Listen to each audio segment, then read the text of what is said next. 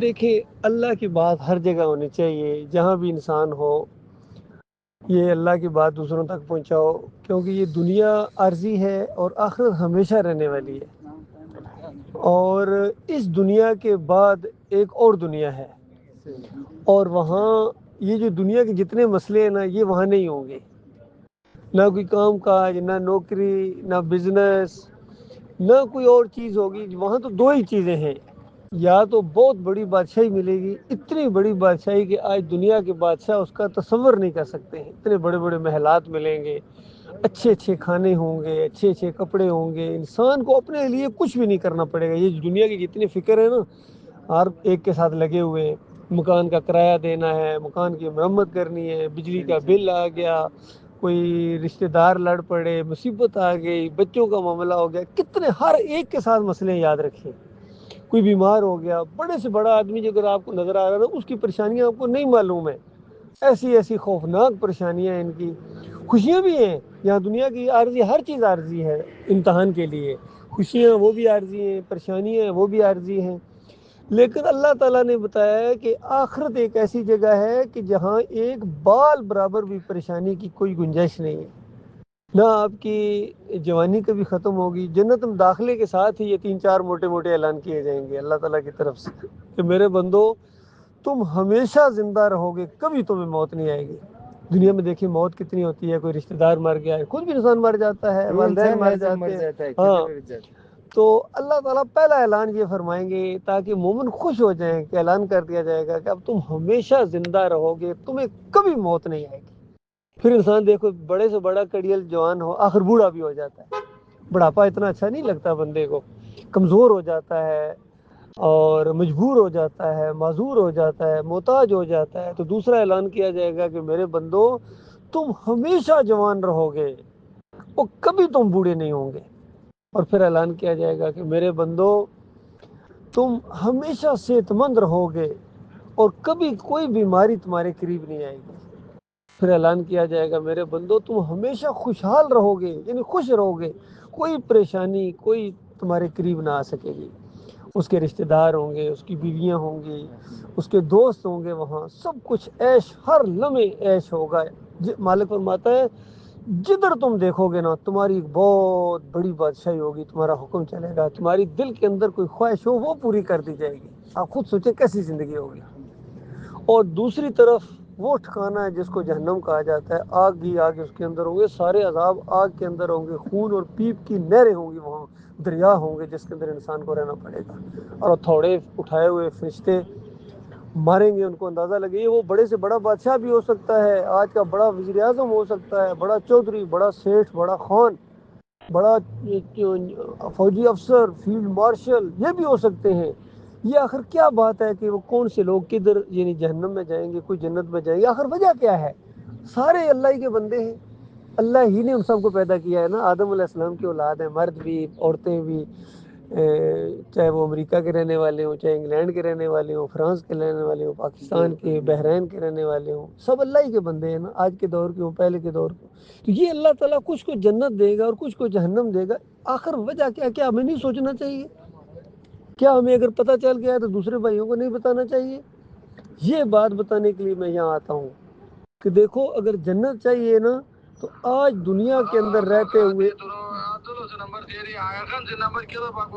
آج دنیا میں ہم نے یہ سمجھنا ہے کہ کون سے لوگ جنت میں جائیں گے اور کون جہنم میں جائیں گے، اور وہ اللہ کے اختیار میں۔ یاد رکھیے اللہ تعالیٰ اس دن قیامت کے دن کا حاکم ہے، وہ فیصلہ کرے گا، اس کے نہ کوئی سفارش چلتی ہے، نہ کوئی کسی کی دوست چلتی ہے، نہ مال چلتا ہے۔ کیا چیز ہے، کس بنیاد کے اوپر اللہ تعالیٰ فیصلہ کرے گا؟ آج دنیا میں اللہ نے بتا دیا ہے، اپنے انبیاء ہر دور میں جو بھیجے ہیں انہوں نے ایک ہی پیغام دیا ہے کہ دیکھو تمہارا رب تم سے چاہتا ہے کہ میرے بن جاؤ، میرے بندے بن جاؤ، میں نے تمہیں اپنی بندگی کے لیے پیدا کیا، اور میرے علاوہ اگر تم نے کسی اور کی طرف رخ کیا یہ تمہاری طرف سے بے وفائی ہوگی، اپنے مالک کے ساتھ غداری ہوگی۔ میرے علاوہ اگر کسی اور کے سامنے جھکے، کسی اور کو پکارا، انسانوں کی اکثریت نے ہمیشہ یہی جرم کیا ہے۔ مشرکین مکہ کا کیا جرم تھا جن سے نبی علیہ السلام پوری زندگی تبلیغ بھی کرتے رہے، دعوت دیتے رہے، جنگیں کرتے رہے؟ وجہ جھگڑا کیا تھا ان کا؟ کیا چیز تھی وہ جھگڑا کھڑا ہو گیا تھا؟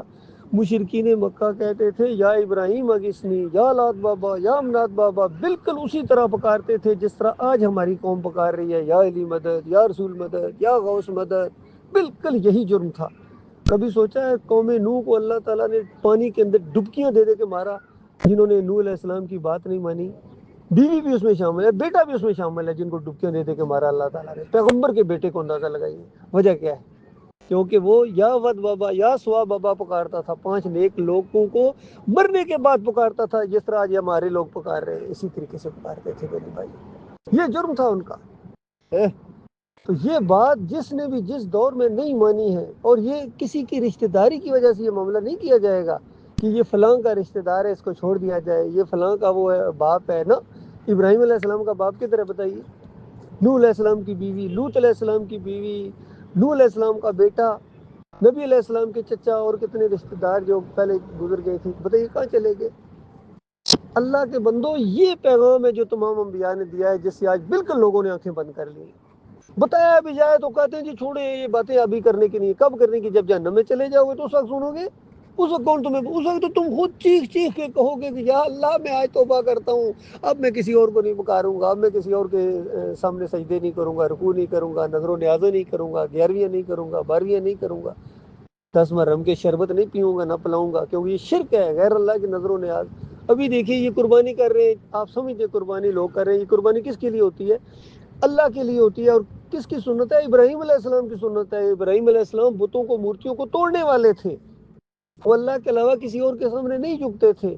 اسی طریقے پر نبی علیہ السلام کو کہا گیا کہ چلو، اور آپ کے ساتھیوں کو، اور فرمایا نوح علیہ السلام کے طریقے پر چلنے والے تھے ابراہیم علیہ السلام۔ سارے انبیاء کا یہی معاملہ تھا میرے پیارے بھائی۔ اب کسی نبی نے نہیں آنا، آخری نبی محمد صلی اللہ علیہ وآلہ وسلم۔ اب اس امت نے یہ کام کرنا ہے، لیکن مسئلہ یہ ہے کہ امت وہ کام کر ہی نہیں رہی ہے، الٹا شرک سکھا رہے ہیں لوگوں کو۔ پہلے شرک سکھا کے ان کو مشرک بناتے ہیں، پھر کہتے ہیں نمازیں پڑھو، تہجد پڑھو، جناب تبلیغ کیا کرو، قربانیاں دو، روزے رکھو، عمرے کرو۔ حج پر جا رہے ہیں حاجی صاحب، 11ویں کھا کے جا رہے ہیں اور واپس آ کے 12ویں دیں گے۔ بتاؤ ان کا حج اللہ کیا کرے گا؟ نہ ان کا عمرے قبول ہے، نہ ان کی حج قبول ہے، نہ ان کی قربانی قبول ہے، چاہے کروڑوں ڈالر کا وہ کوئی بیل خریدے اور بکرا خریدے، ان کا کوئی، ان کے منہ پر دے ماری جائے گی، یقین کرو، میں آپ کو صاف بتا رہا ہوں۔ آج کوئی مسلک ایسا نہیں ہے، بریلوی ہو، دیوبندی ہو، اہل حدیث ہو، سلفی ہو، سب کے عقیدے کے اندر شرک ہے۔ کم از کم اگر کسی میں شرک ہے، وہ یہی کہتا ہے نبی علیہ السلام قبر میں زندہ ہے، سنتے ہیں، دیکھتے ہیں، پہچانتے ہیں، ہماری فریادیں سنتے ہیں۔ بتاؤ اللہ کے بندو، ابھی تھوڑی چند دن پہلے دیکھو مسلمانوں کو، پاکستانیوں کو کتنی اللہ نے عزت دی، لیکن کوئی شرک چھوڑ رہے ہیں؟ کوئی مزار جانا چھوڑ دیا انہوں نے؟ 11ویں کھانا کوئی چھوڑ دیا انہوں نے؟ یا علی مدد کے ابھی بھی نعرے لگا رہے ہیں، یا غوث کی پکاریں لگ رہی ہیں، مولوی اسی طرح ان کو لوٹ رہے ہیں، نمازیں پڑھانے کے پیسے لیتے ہیں، اذان دینے کے پیسے لیتے ہیں۔ یہ دین نہیں ہے، یہ دکانداری ہے۔ جب تک دین خالص نہیں کرو گے اللہ کے لیے میرے بھائیوں، دنیا کا یہ وقت گزرتا جا رہا ہے، دنیا میں ہو سکتا ہے اللہ نہ پکڑے، اور دنیا میں بھی ذلیل و خوار کرتا ہے ایسی قوموں کو، لیکن بالفرض کبھی نہ پکڑے، جس کا مطلب ہے اس کے ساتھ اور سختی کا ساتھ فیصلہ کر دیا اللہ نے، آخرت میں یہ بچ کے نہیں جا سکتا، جنت نہیں جا سکتا، یاد رکھیے، چاہے جو مرضی ہو جائے، جنت تو ایمان کے ساتھ جانا پڑے گا میرے پیارے بھائی۔ یہی بات ہے جو یاد آنے کے لیے میں آ جاتا ہوں، آپ سنتے ہیں، اللہ تعالیٰ آپ کو بھی اس کا اجر دے گا، اور جو ایمان درست کر لے گا وہ بچ جائے گا، جو نہیں مانے گا وہ گیا مارا گیا۔